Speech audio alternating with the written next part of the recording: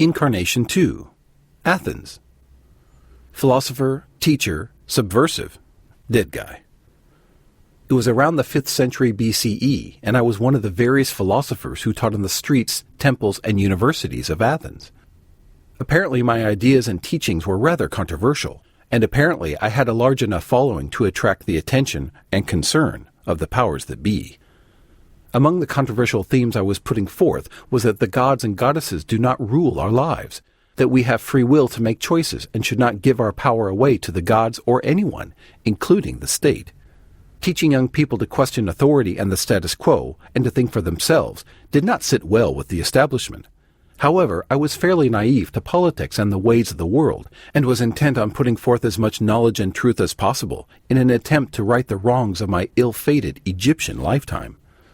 In a karmic sense, this may have been the right thing to do, but in a practical sense, freely and openly disseminating my knowledge proved just as hazardous as withholding it. When the authorities had heard enough of my subversive teachings, they started coming around, warning me of their displeasure.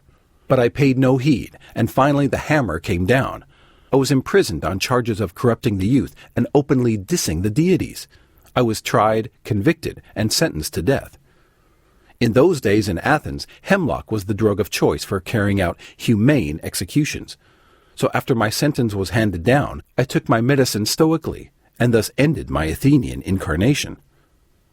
If this is all sounding a lot like the story of Socrates to you, it does to me as well.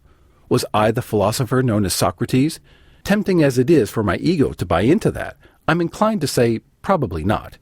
My sense is that there were quite a few of us philosopher teachers hanging around Athens at the time, and it's quite likely that several of us who were espousing anti-establishment ideas met with a similar fate.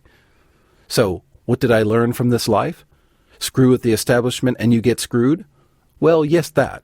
But in terms of growth, I learned several things. As a result of my philosophical inquiries, I learned a good deal about life's mysteries and eternal truths. I learned that even with reasonably good intentions, i.e., the intent to share knowledge rather than withholding it, there can still be unwelcome consequences. I learned a bit about the positive use of power, the power of knowledge to shape young, receptive minds.